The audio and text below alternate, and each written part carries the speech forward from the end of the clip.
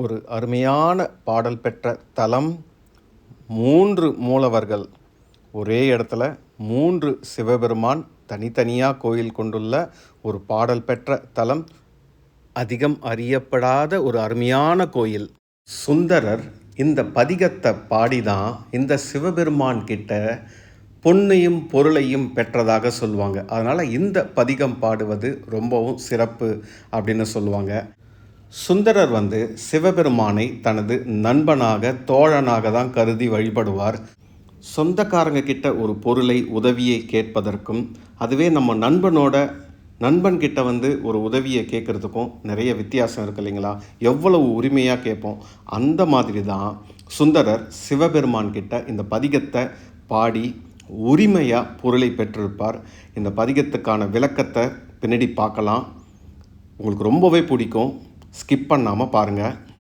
காஞ்சிபுரம் கோயில்களுக்கு குறைவே இல்லாத ஒரு ஊருங்க.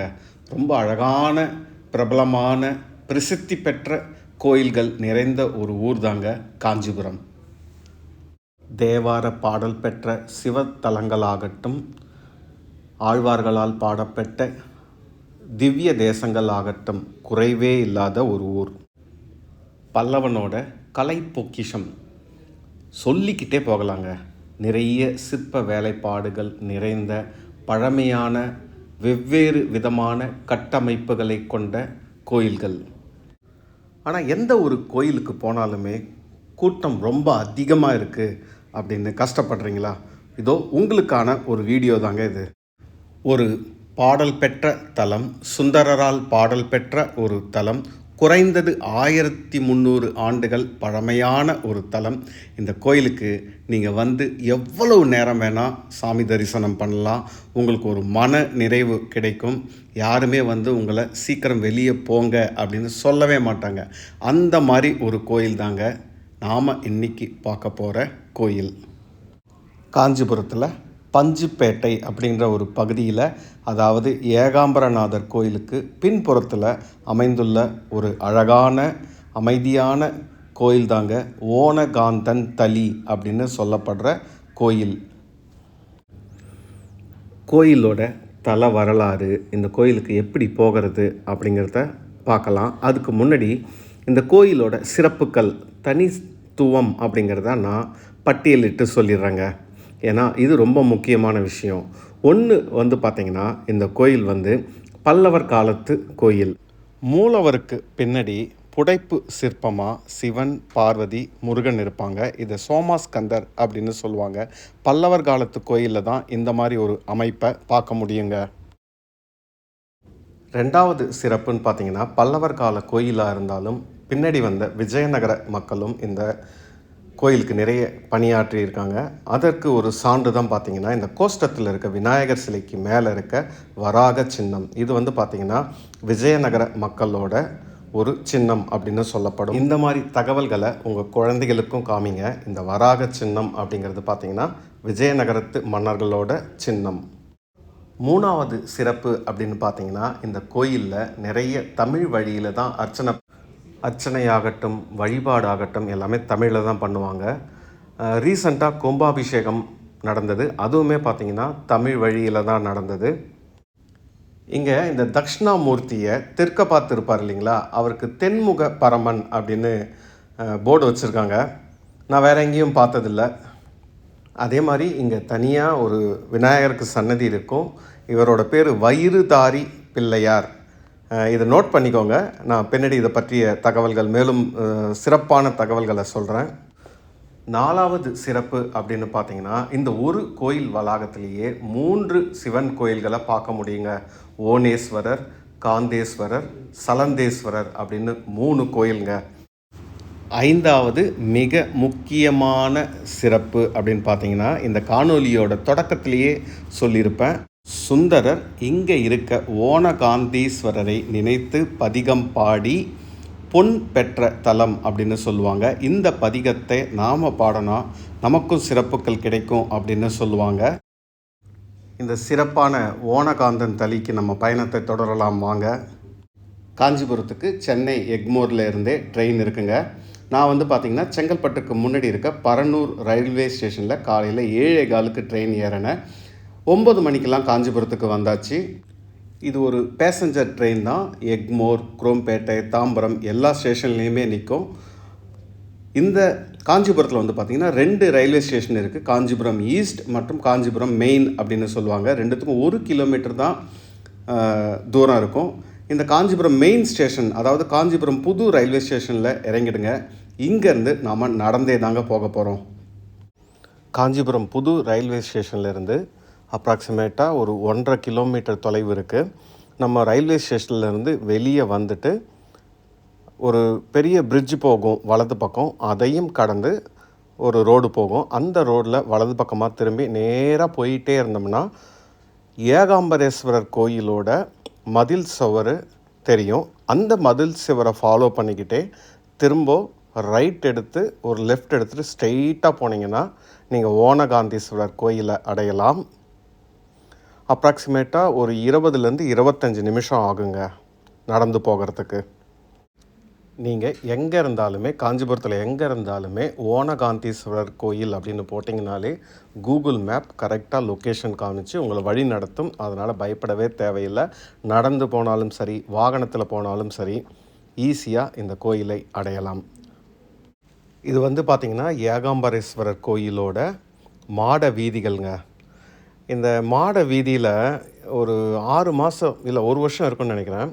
அப்போ தான் இந்த டைல்ஸ் எல்லாம் போட்டு அழகாக ஸ்டீல் கம்பி வச்சு ஒரு மதில் மாதிரி கட்டி நடந்து போகிறதுக்கு வழியை உருவாக்கி இருந்தாங்க. ரொம்ப அருமையாக இருந்தது. இந்த ஸ்டீல் கம்பி பார்த்திங்கன்னா நிறைய இடத்துல காணுங்க. யாரோ எடுத்துகிட்ருக்காங்களா இல்லை உடஞ்சிடுச்சான்னு தெரியல. ஒரு வருஷம் கூட ஆகலை. இது ஒரு மாதிரி முறையாக பராமரிக்கப்படாமல், பொதுமக்களும் சப்போர்ட் பண்ணாமல் எல்லா இடத்துலையுமே பார்த்திங்கன்னா இந்த கம்பிகளெல்லாம் காணோம். அரசாங்கமே ஒரு முயற்சி எடுத்து ஒரு நல்லது பண்ணாலும் பொதுமக்களாகிய நாமும் ரெஸ்பான்சிபிளாக இருந்து அதை பாதுகாக்கணும், முறையாக பயன்படுத்தணும். ஏன்னா இதுக்கு முன்னாடி இதை பார்க்கும்போது ரொம்ப அழகாக இருந்ததுங்க. அதனால தான் மனசு கேட்காம இதை பற்றி கொஞ்சம் இன்ஃபர்மேஷன் சொல்ல வேண்டியதாக போயிடுச்சு. இந்த மாட வீதிகளை தொடர்ந்து அப்படியே வந்துக்கிட்டே இருக்கும். வந்து பார்த்திங்கன்னா இங்கே ஒரு மாட வீதியிலே இந்த காம்பவுண்டை ஒட்டின மாதிரியே வந்து பார்த்திங்கன்னா ஒரு சின்ன கோயில் இருக்கும். சங்கு சக்கர விநாயகர் அப்படின்னு போட்டிருந்தது. விநாயகரோட கையில் சங்கு சக்கரம். இவருக்கு ஒரு வணக்கத்தை போட்டுட்டு இங்கேருந்து வந்து நாம் வந்து பார்த்திங்கன்னா அகைன் டுவர்ட்ஸ் ஓனகாந்தீஸ்வரர் கோயிலை நோக்கி போயிட்டே இருக்கோம். இந்த மதில் சுவரை ஒட்டின மாதிரி ஒரு ஸ்கூலு. அதுக்கப்புறம் பார்த்திங்கன்னா இங்கே வந்து பார்த்திங்கன்னா சுந்தரமூர்த்தி விநாயகர்னு ஒரு ஆலயம். ஃப்ரெண்ட் என்ன சொன்னார்னா, இங்கே சுந்தரர் வந்து பாடினார் இல்லைங்களா, அந்த சமயத்தில் சுந்தரர் வழிபட்ட விநாயகர் தான் இந்த சுந்தரமூர்த்தி விநாயகர் அப்படின்னு அழைக்கப்படுறதா சொல்கிறாங்க. ஸோ அதெல்லாம் கடந்து நீங்கள் வந்துக்கிட்டே இருக்கும்போது பார்த்திங்கன்னா இப்போ நம்ம இருக்கிறது வந்து ஏகாம்பரநாதர் கோயிலுக்கு பின்புறம் பஞ்சுப்பேட்டை அப்படிங்கிற ஒரு பகுதி. நான் ஏற்கனவே சொன்ன மாதிரி ஒரு 1.5 கிலோமீட்டர் தாங்க வரும். 20லேருந்து 25 நிமிஷம் வந்தாச்சுங்க. ஓனகாந்தீஸ்வரன் தளி, அதாவது தளி அப்படின்னா கோயில் அப்படின்னு சொல்லுவாங்க.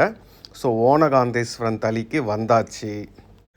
ஓனகாந்தன் தளி பார்த்திங்கன்னா சுந்தரமூர்த்தி நாயனார் வழிபட்ட தலம் அப்படின்னு போட்டிருக்கு. இந்த கோயிலுக்கு வந்து பார்த்திங்கன்னா இப்போ தான் கும்பாபிஷேகமும் நடந்தது. 48 நாள் முடிஞ்சு இப்போ தான் அந்த மண்டலா அபிஷேகம் அப்படின்னு சொல்லுவாங்க இல்லையா, 48 நாள் கும்பாபிஷேகம் முடிஞ்சு 48 நாள் தொடர்ந்து அபிஷேகம், சிறப்பான அபிஷேகம் செய்வாங்க. அந்த மண்டலாபிஷேகத்துக்கும் போகிறதுக்கு வாய்ப்பு கிடச்சிது. தமிழ்லேயே பூஜைகள் எல்லாமே செஞ்சாங்க, தேவாரம் பாடியிருந்தாங்க. அதை வந்து பார்த்திங்கன்னா இன்னொரு காணொலியில் நான் ஷேர் பண்ணுறேன். ஸோ இந்த காணொலி ரொம்ப பெருசாக போயிடும். அதனால் இந்த கோயிலுக்குள்ளே போகலாம் வாங்க. பார்த்திங்கன்னா இங்கே கும்பாபிஷேகத்துக்கு முன்னிட்டு அந்த யாக சாலையெல்லாம் பார்க்க முடியுது. அழகான 3 நிலை ராஜகோபுரம் புது பொலிவோடு இருக்குது. ஓனேஸ்வரர் கிழக்க பார்த்த மாதிரி இருப்பார். வாங்க உள்ளே போகலாம். உள்ளே வரும்போதே இந்த சுந்தரர் பாடிய பதிகம் தாங்க நம்ம கண்ணில் படும். மூலவரும் பார்த்திங்கன்னா ஓனேஸ்வரர் ரொம்ப பிரம்மாண்டமாக 4 அடிக்கு இருப்பாருங்க. எந்த இடத்துல இருந்தாலுமே உங்களால் அவரை ஈஸியாக தரிசனம் செய்ய முடியும். இந்த பொன் பெற்ற பதிகம் அப்படின்னு சொல்லுவாங்க. அதாவது பொருள் வளம் வேண்டும், பணம் வேண்டும் அப்படின்னா இந்த பதிகத்தை சிவபெருமான் முன்னாடி பாடினா கிடைக்கும் அப்படிங்கிறது ஒரு நம்பிக்கை. அவ்வளவு அழகான ஒரு பதிகம் இந்த இடத்துல பாடப்பட்டிருக்கு. அதனால தான் இது ஒரு பாடல் பெற்ற தலம். இங்கே பார்த்தீங்கனாலே தெரியும், சுந்தரர் பாடுவார். அங்கே மேலே இருக்க ஒரு புளிய மரத்துலேருந்து பொற்காசுகளாக கொட்டும்னு சொல்லுவாங்க அவர் பாடினதுக்கப்புறம். இந்த பாடல் பார்த்திங்கன்னா ரொம்ப வித்தியாசமாக இருக்கும். நான் ஏற்கனவே சொன்ன மாதிரி சுந்தரர் சிவபெருமானை ஒரு நண்பனாக நினைத்து பொருள் கேட்பார். ஒரு நண்பன் போது உரிமையோடு கேட்பாங்க. இந்த பாடலோட பொருளை பார்க்கறதுக்கு முன்னாடி இந்த நால்வர் இருக்காங்க இல்லையா, அதில் திருஞான சம்பந்தர் பார்த்திங்கன்னா சிவனையும் பார்வதியும் தனது பெற்றோராக பாவித்து, அதாவது அம்மா அப்பாவாக நினைத்து பாடல் பாடுவார், பெற்றோராக வழிபடுவார் அப்படின்னு சொல்லுவாங்க.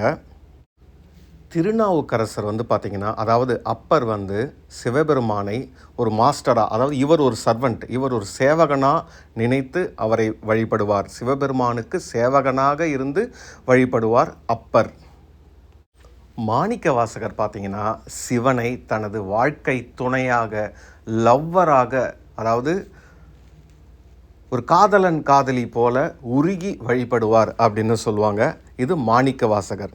ஆனால் நம்மால் சுந்தரர் இருக்கார் பாருங்கள், அவர் இவரை நண்பனாக நினைத்து வழிபடுவார். அதனால் ரொம்ப உரிமையாக பாடல் பாடியிருப்பார். ஐயா மீனாட்சி சுந்தரம் அவர்கள் இந்த பாடலுக்கு ரொம்ப அழகாக பொருள் சொல்லியிருப்பார்.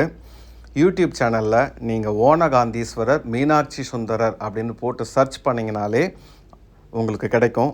அவ்வளவு அருமையான ஒரு விளக்கத்தை சொல்லியிருப்பார்.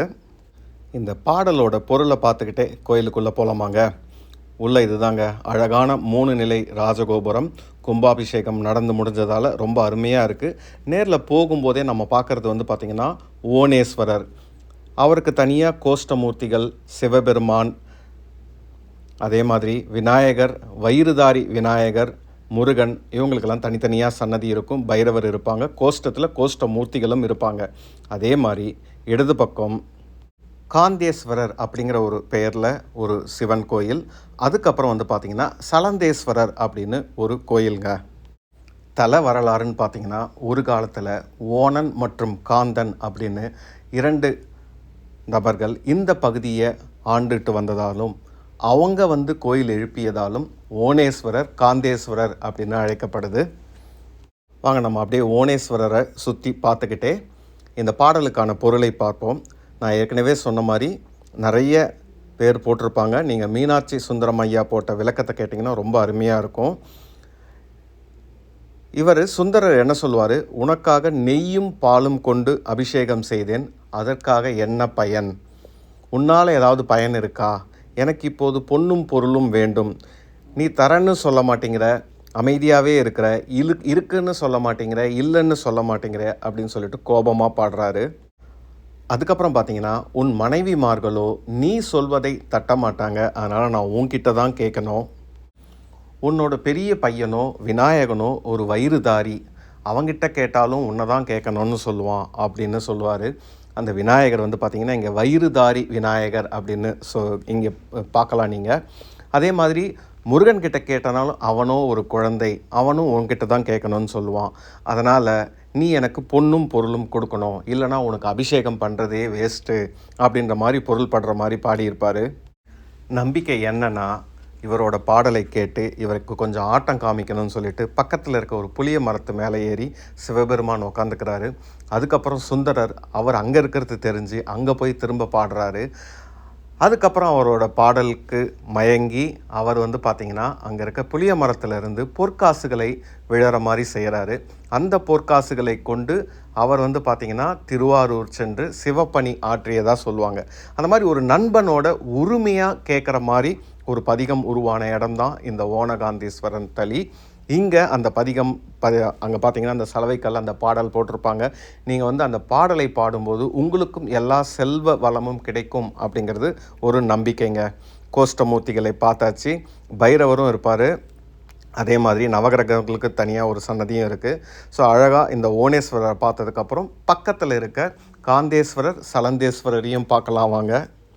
ஓனேஸ்வரருக்கு பக்கத்தில் காந்தேஸ்வரர், அவரை பார்த்துட்டு நீங்கள் கீழே இறங்கி போனீங்கன்னா சலந்தேஸ்வரருக்கு தனியாக ஒரு சன்னதி இருக்குங்க. சலந்தேஸ்வரரை தரிசனம் செய்வதற்கு அங்கேயுமே பார்த்திங்கன்னா தனியாக ஒரு நுழைவு வாயில் இருக்குது. அதே மாதிரி பலிபீடம், நந்தி மண்டபம் சலந்தேஸ்வரருக்கும் ரொம்ப அழகாக இருக்குங்க. சலந்தேஸ்வரர் கோயிலை சுற்றியுமே விநாயகருக்கும் முருகப்பெருமானுக்கும் தனியாக சன்னதி இருக்குது. அதே மாதிரி சலந்தேஸ்வரரை சுற்றி வந்து பார்த்திங்கன்னா அந்த கோஷ்டத்தில் சின்ன சின்ன மாடங்கள் மட்டும் இருக்குது, கோஷ்ட மூர்த்திகள் இல்லை. ஓணேஸ்வரர் கோயிலில் எல்லா கோஷ்ட மூர்த்திகளும் இருக்காங்க. இங்கே பார்த்திங்கன்னா விநாயகருக்கு ஒரு கோயில், முருகப்பெருமானுக்கு ஒரு கோயிலை பார்க்க முடியுது. சண்டிகேஸ்வரருக்கு சன்னதி. ஓணேஸ்வரருக்கு பக்கத்தில் இந்த சித்திரத்தை பார்க்கலாம். சுந்தரர் பாடுவது போலவும் அந்த மரத்திலிருந்து பொற்காசுகள் விழுவதாக காமிச்சிருப்பாங்க. அதே மாதிரி இந்த ஓணேஸ்வரர் ரொம்ப பிரம்மாண்டமாக இருப்பாருங்க, 4 அடிக்கு. ஒரு வார இறுதிங்க, காஞ்சிபுரம் ரயில்வே ஸ்டேஷன்லேருந்து 1.5 கிலோமீட்டர் தான் வாக்கபிள் டிஸ்டன்ஸு. ஆனால் கூட்டமே இல்லை பாருங்கள். பல்லவர் காலத்து கோயில், 3 சிவபெருமான்கள், சுந்தரரால் பாடல் பெற்ற பொன் பெற்ற தலம் அப்படின்னு சொல்கிற ஒரு சிறப்பான ஒரு கோயில். ஆனால் கூட்டமே இல்லை பாருங்கள். அதனால தான் சொல்லுவேன், இந்த மாதிரி கோயிலுக்கு வந்து நீங்கள் பொறுமையாக நிதானமாக குடும்பத்தோடு வந்து சிவபெருமானை பொறுமையாக தரிசனம் செய்து அவரோட அருள் பெறணும் அப்படின்னு சொல்லிட்டு கண்டிப்பாக இந்த கோயிலுக்கு வரணும்னு ரெக்வெஸ்ட் பண்ணிவிட்டு இந்த வீடியோவை முடிச்சுக்கிறேன். கோயிலுக்கு வெளியே இடதுபுறமாக பார்த்திங்கன்னா ஒரு பெரிய குளம் இருக்குது. இப்போ தான் இந்த குளத்தெல்லாம் சீரமைச்சிட்ருக்காங்க. இது கோடை காலம் அப்படிங்கிறதால தண்ணியை பார்க்க முடியல. இந்த முறை மழை வரும்போது கண்டிப்பாக இந்த இடத்துல தண்ணி இருக்கும்னு நம்பிக்கை வைப்போம். ஸோ இந்த அழகான ஓணகாந்தீஸ்வரர் கோயில் காஞ்சிபுரத்தில் பஞ்சுப்பேட்டை அப்படிங்கிற ஒரு பகுதியில் இருக்குது. கண்டிப்பாக பாருங்கள். தேங்க்யூ. அடுத்த ஒரு காணொலியில் கும்பாபிஷேகம் முடிஞ்சதுக்கப்புறம் மண்டலாபிஷேகம் நடக்கிற கடைசி நாளுக்கு போயிருந்தேன். முழுக்க முழுக்க தமிழ்லேயே நடத்துனாங்க. அதை பற்றி தனியாக ஒரு காணொலியை போடுறேன். தேங்க்யூ.